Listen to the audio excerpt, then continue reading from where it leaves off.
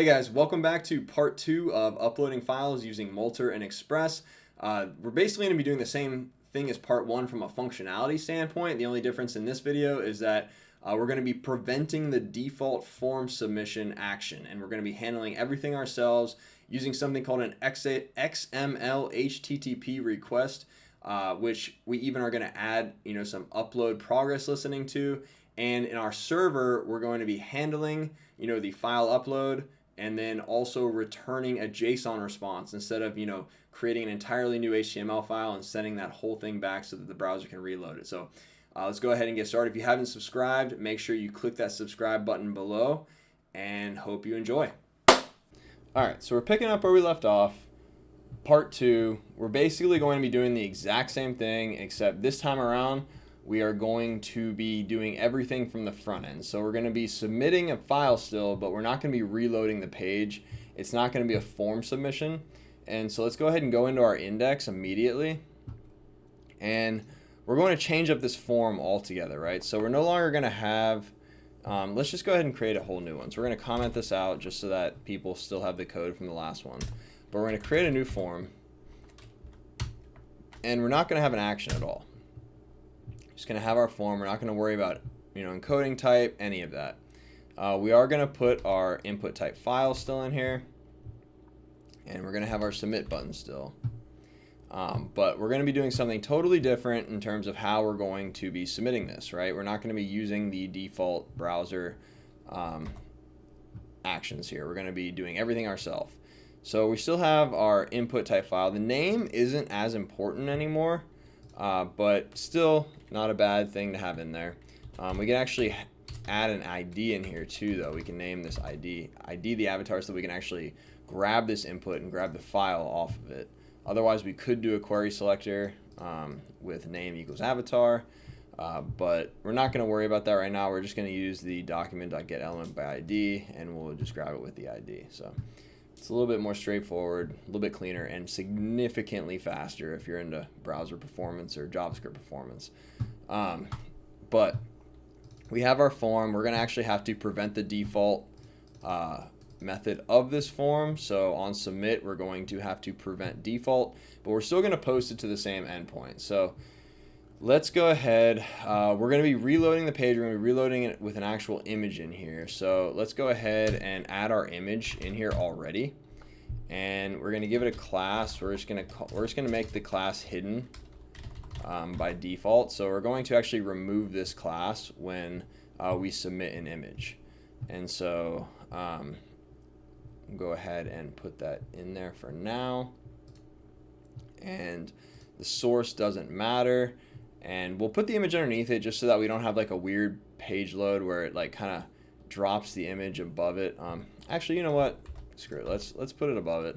When we load it, it's going to push the submit field button down, but that's okay. It's not a big deal. And then we'll be able to resubmit at any point in time. So let's see. Let's go ahead and put the progress somewhere too. So let's see. Let's put the progress underneath this so we can see. So let's see, div, and this will be class progress. And in our CSS, we're going to have a progress, and this is going to just give it margin top 1em, and then we're going to have a hidden class, which is display none.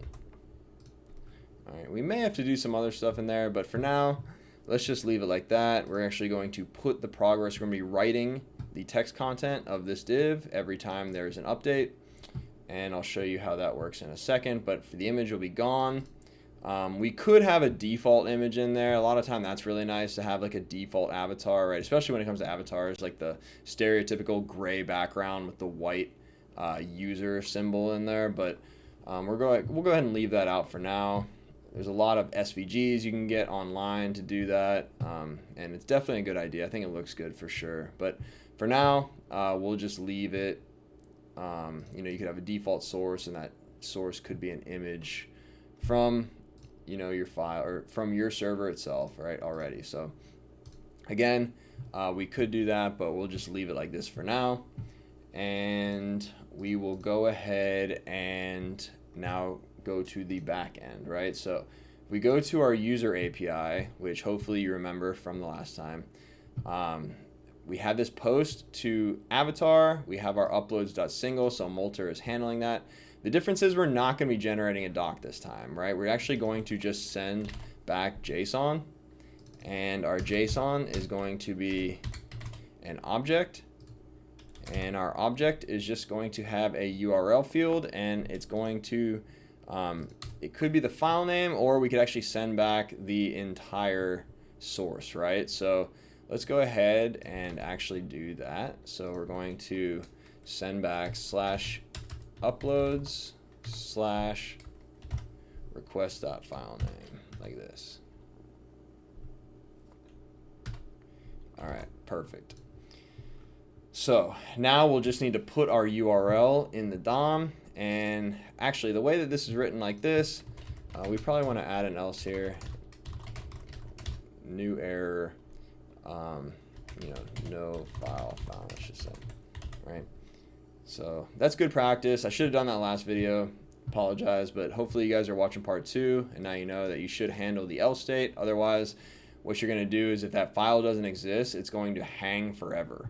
So you don't want it to hang forever. It never looks good. You're going to have just the browser loading and nothing would have happened. So that hopefully would have been found in additional testing, but in this case, we're going to go ahead and run with this. So we're now sending back our JSON response, and we have our URL that we'll be able to use and we'll be able to parse. So now it's all JavaScript from here on out. Let's go ahead and just run this real quick. So new terminal.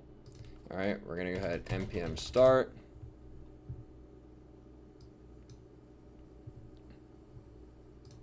And we're going to pop up in that browser, localhost 3000. All right, awesome. So we should be able to select this. We have our form in here, and we can choose the file. When we submit, nothing should actually happen, right? So this source is unknown, doesn't exist. The image is hidden. If we were actually to remove this, it still wouldn't show anything, right? So believe it or not, we don't even need that hidden field. So you know, its height is 0. Its height, so it's not even being shown. So ideally, if you wanted to, you don't even have to have the hidden at all. It would just pop up when we change the source to something that actually exists. But it's probably good practice, and it's good practice to also show you how to add and remove classes as well. So we're going to leave that in there, and we're going to jump into our JavaScript file. So we're going to remove this console.log, and we're going to start grabbing things that we need. So we're going to const form equals document. Now we could add an ID to it. Like I said, it's significantly faster, but just so that we can show you a little bit of different options here, we'll just query selector the form. There's only one form, and again, it's going to find the first instance of whatever you're querying. So for this selector, it's obviously going to find this. If we had 2 forms, it would be the first of the 2 forms. So like if we uncommented this, it would actually find this form itself. Now what we want to do is we want to add an event listener to this. So let's define all of our variables first. The other thing that we need to find is this input. So const input equals document.getElement by ID, and it's going to be avatar. Now what we could also do is we could actually grab this input right off of this form. So they're actually named on this form, but again, that's just another option. There's about 1,000 different ways to get these elements, and we're just going to get that by ID, and we're not going to have to worry about the progress, but we're not going to have to worry about the submit button, because we're going to listen to a on submit event for the form and not a click button for the for the button. And then let's also this class right here. So we'll round everything out here, and we'll do a query selector on the class as well. So let's do const progress equals document dot query selector, and it's going to be progress. right? So we need the dot because it's a class. This was an element. And so now you kind of see an instance of everything in here, right? So we have the query selectors and we have the get element by ID all working how we need them to. And finally, we're going to hook up the event itself. So we're going to say form, and again, if we could do something like this, if not form, return, or you could console.log first, danger, no form, sad face. All right, and so what we can do is we can do form.addEventListener, submit, and we're going to have our function in here, and you can just say false for the capture event. And so on submit, we're going to, basically perform some sort of function. So let's define our function. Let's see, we could do an on submit ev, and it can be an event. And we need to prevent default, which would be the form submission itself. So we'll change this to just be on submit. And after that, we want to grab the file. So we can just say, if not input, we can say that, again, we'll do a console.log and we'll return. And we can just say, danger, no input. And if the input does exist, what we can say is const file equals input dot files. And again, this input is actually an HTML file input. Let's see, input element. I think that's what it is. Input dot files. There we go. 0. Let's see. What is it not like? Object is possibly null. Let's see, file list or null. So we could just say, let's see if we cast it to file. It doesn't like that. Oh, that's what it is. All right, so it needs to be a file list, right? And it's actually the input dot files. There we go. So basically what it didn't like was that input dot files. This is a TypeScript ordeal here. Input dot files could have been a file list or null. So we actually had to cast file list to be, or sorry, we had to cast input dot files to be a file list so that we could index into it, right? Now another way that we could have done this was we could have said, else if not input dot files,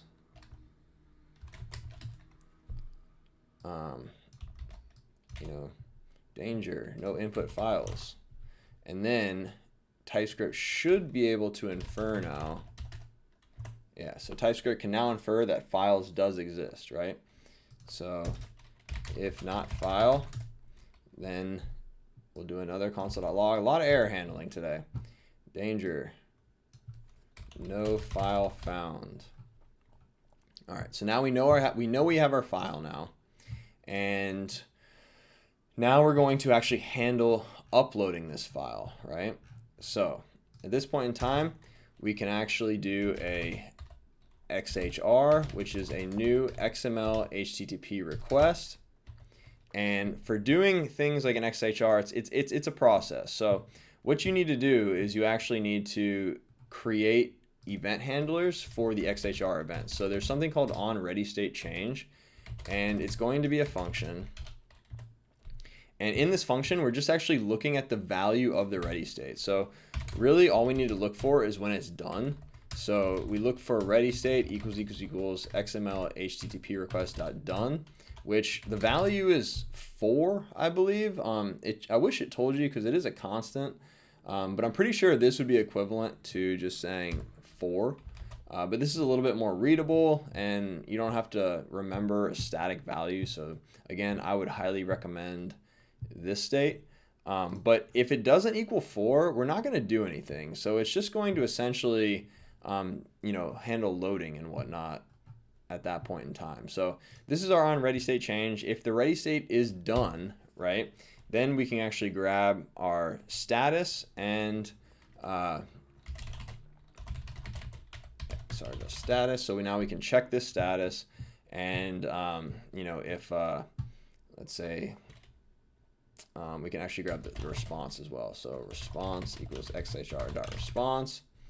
All right, so we should be able to actually grab that response. Now, sometimes you can do additional error handling. We're not going to get too in-depth into all of the ways that you can handle errors here, because honestly, there's 1,000 different things. Like if you can actually look at response text, if response doesn't exist, since this thing has changed so many times over the years, you want to just make sure that you look into any edge cases for your particular application. I know if you're building like an Android app, a lot of times you actually need to look for status equaling 0, and you need to handle like that particular use case. So there's definitely a lot of use cases there, but the simplest thing with here is you can just check status. You can say if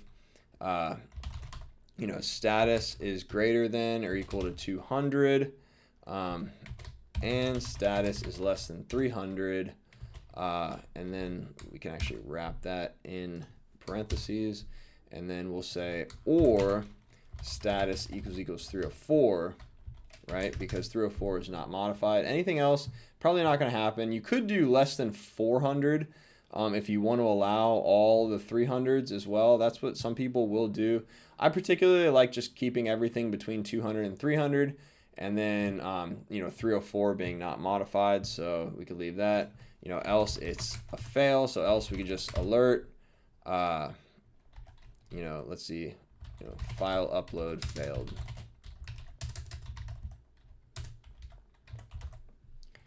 And if it is good, then what we want to do is that we actually want to parse this thing. So we can say our, let's see, const res equals json.parse response.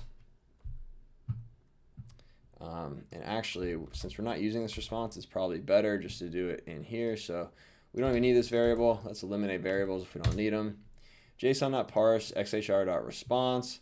And if you wanted to, you could wrap this in a try catch just in case response doesn't exist. Again, that would be additional error handling. I highly encourage all the error handling you can do. So sometimes you can just wrap that in a try catch. But for now, we will leave that.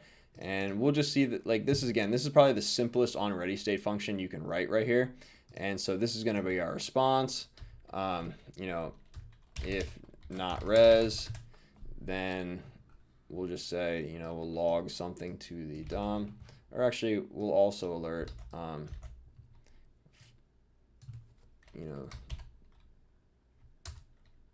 no file upload response, just so we get something tangible to the DOM, and the user knows that something failed here.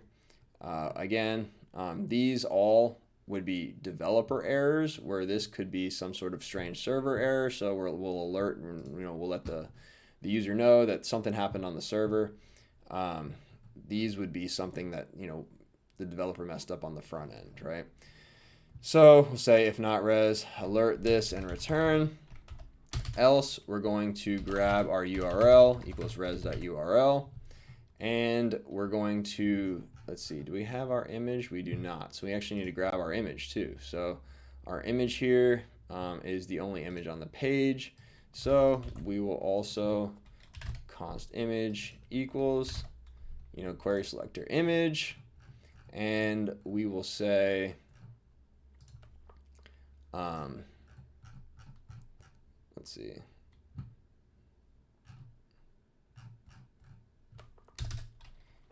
Say image.source equals URL.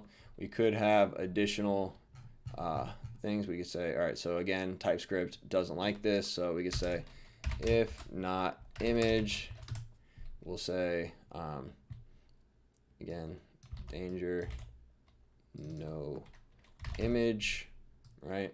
You could add an image if that's the case, right? You could say, all right, if not image, we're going to add the image. But again, let's see. It should have handled that. All right, so it doesn't like that. Let's just say HTML element, right? Let's see. Oh, HTML image element. That's the problem. So this would have handled that. We can now actually remove that if we want to, but we might as well leave it in there. Additional error handling never hurt anybody. Now, again, we have our image.source. Once we set this, the image will download and we'll be good. Let's just go ahead and try this real quick. Make sure that it works before we add any type of progress in there. But we should be good to go ahead and run this thing. We don't even need to restart our server. We'll just reload the page. And when we grab our images, let's see, go to BGs. And we're going to use this guy and we're going to submit. Again, let's see. We actually got it to reload the page, it looks like, which is strange. Let's see, avatar equals, we did prevent default, right?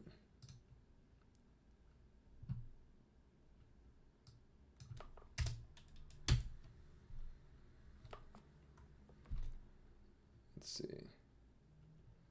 Let's go ahead and look at our app.js just so we know. Oh, so we have, unfortunately, we still have this, right? So we actually do need to reload the server. So let's go ahead and reload the server now. I would have thought that it would have, oh, it's the compiled version, that's it. So if we were using JavaScript, we would have been fine, but because we're using TypeScript, that's the big issue. So again, debugging skills 101. We went in, we just wanted to make sure that the JavaScript we were using was good. I just looked at the app.js and I saw that we were not using the right code here, so I had to reload the function or reload the file. Now if we look at app.js again, we can now see that all of our code is in there. So let's go ahead and try this again. Now we submit and we did not get any, oh, that's it. All right, well, nothing happened because we created our XML reference, we created our on ready state change, but what we didn't do was we didn't actually add the file and send the form data, right? So again, we need to actually use form data here. So we can say else if not form data, we can say console.log. What we'll say, actually let's alert something and we'll alert browser or function not supported. Say image upload not supported because the browser you're using is not good enough. All right, form data is pretty much available on all browsers nowadays, so this shouldn't ever be a problem, but just in case it is. All right, so we've created our XHR, we've created this, now we need to actually create our payload.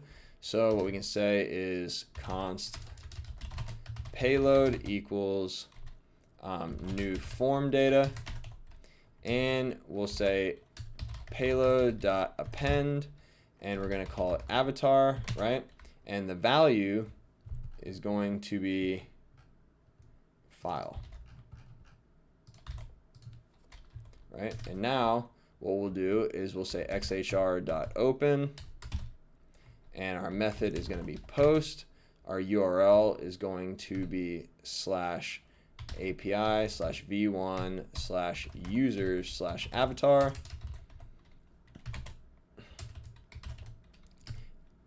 And then I believe we also need to pass in true for async. The typings didn't seem to like that though. Oh yeah, async, boolean. Yep.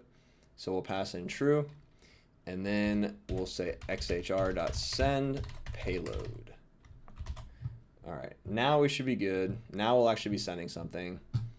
And we unfortunately need to restart the server again. Next video, we're going to be adding hot reloading to this because we need to. All right, reload the page. Choose the same file. And looks like we did send a request. We actually got the file back, right? Let's see, preview. We got the URL back. It looks pretty good. But let's look at our DOM real quick. What happened here? Oh, we never actually removed. Yep. So we actually have the image is there, but we didn't actually remove the hidden class, right? So again, if we hadn't even had the hidden class on there, it would have worked perfectly, but we just forgot. That was my fault. So image.source equals URL, and then we can say image.classList.remove hidden. Right. All right, so restart the server. It's quick at least. All right, should be good. Reload the page. Try this one more time, and bam. All right, so we got that in there now. Let's go ahead and push this down a little bit, so just so we make it look a little bit better. Let's say margin 0 auto 1M, so we're just going to push that down a little bit. And now I know with CSS we can definitely reload this page. So we're going to shoot that, submit. Yep, looks better. Change that, bam. All right, so no matter what, we can constantly just upload as many of these as we want now, right? Every single one of them, submit, and we get a nice little reload action. Or it doesn't actually reload the page, it's doing everything from the front end, right? And so if we look at our network requests, we'll see all these avatar requests. Now, the files are so small that it's almost instantaneous, right? Now, I grabbed a big file here. So if you had a really large file, this is huge. This is 14 megabytes, whereas all these are, kilobytes, 23 kilobytes. This one's big. So if we had a big file, it would take a lot longer. If we wanted to show progress for these, it would be almost instantaneous. It would be 100% done, right? All we're going to see is 100% and it would be finished. Now we're not showing a progress right now, but if we wanted to go ahead and upload this real quick, we can see that it was pretty quick, not gonna lie, but if we want to show some sort of progress update here, we will go ahead and add that in there. And if we were going to do something like video instead of a image, right, we could have gigabytes large, right? So the progress should be super necessary. So we're going to go ahead and show you why the progress in my mind is super good to know how to do, because again, files are getting larger and larger these days, and fetch does not play very well with showing progress. So that's why we're using XML HTTP request. We're going to go back to our JavaScript file. This is our client JavaScript. We're going to go back to our XHR here, and right above here we're going to actually we're going to add an event listener, right? And it's on the upload object. So add event listener, progress. All right, we're going to go ahead and just create a function, and we'll go ahead and just make that false. And so what we're going to actually be doing here is we're going to be listening for this event here. And again, we have the progress event, and we're going to say if, not ev.length computable, we're not even going to show progress, right? So we're going to go ahead and just write. We're going to say progress.textContent equals empty. And we're going to go ahead and just say that we know that this exists, and we'll say if not progress. Well, we'll do it in the function itself. So we'll say if not progress, then we'll add the progress event listener. All right, so let's see. Oh, it may not be an optional property access. There we go. All right, so it added that question mark in there. Don't know why, but that was because we hadn't actually, TypeScript couldn't infer that this existed, but now it can. It knows that it's an HTML element, and because we're only adding the event listener when progress exists, right, we should be good. Now, progress detection equals empty, and we're going to return. Now, otherwise we know that length is computable, so we'll say let's go ahead and say const percent equals ev.loaded divided by ev.total, right? And so this will be the percentage because it'll be the amount loaded over the total. And what we're going to do now is we're going to say progress.textContent equals, and we're going to basically do a kind of like math.round here. So math.round, and we're going to say it's percent times 100, and we're going to add a little percent on top of that.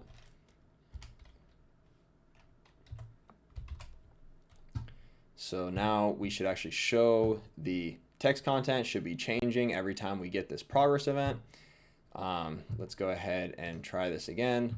So we're going to choose a file. Let's go ahead and just first, we're going to do that guy. Oh, we need to actually, forgot again. We need to recompile this. There we go. All right, now we're listening. Let's go ahead and reload this page. All right, so let's do a quick file first. All right, almost instantaneously got to 100%. But let's go ahead and submit one of the large elevations, and it's instantaneous. So again, it's almost comical because we have to find one that's big enough. But again, let's go ahead and just actually console.log in here real quick. We just want to make sure that this is actually firing, right? So let's go ahead and console.log %. We may not even be getting in here. Oh, no, we are. So yeah, let's go ahead and just console.log %. All right, so we got to recompile.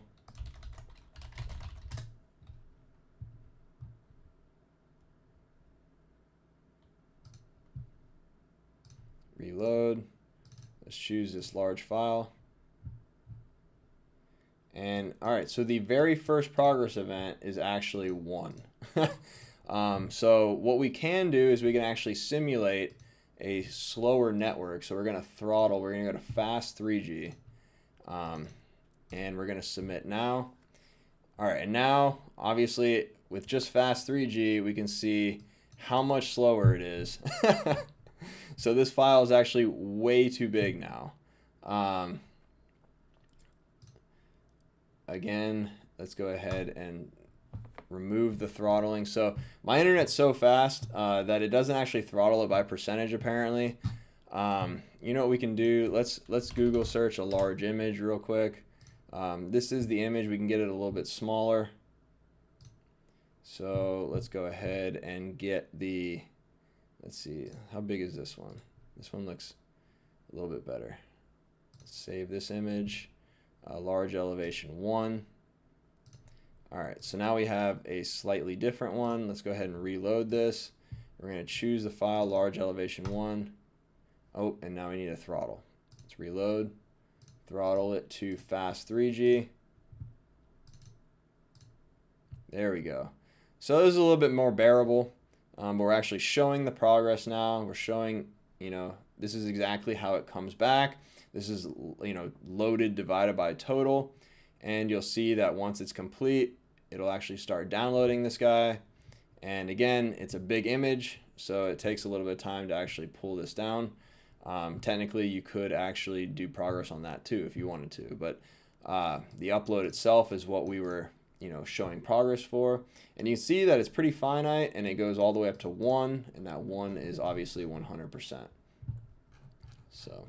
And there you go, file upload with progress. All right, so I really hope you enjoyed that. I know it got a little bit iffy in some parts. My internet is just ridiculously fast apparently right now. It made it kind of look a little bit silly, but I hope you understand the reason why you would still want something like a progress indicator in your app. With, you know, today's world, a lot of times you're uploading things like videos, which are significantly larger. Even with my internet right now, uploading anything, you know, above 50 megabytes even would probably still show some sort of progress. So highly recommend, you know, you look into it and you use progress indicators for uploads, especially large file uploads. And if you have any suggestions or feedback, make sure you drop them in the comments below. And if you have a cool way of implementing, you know, progress upload using fetch as well, maybe we'll do that in a future video. Or if you have any cool ideas around it, let us know. Send us our way and we'll feature it in a video. All right, we'll see you next time.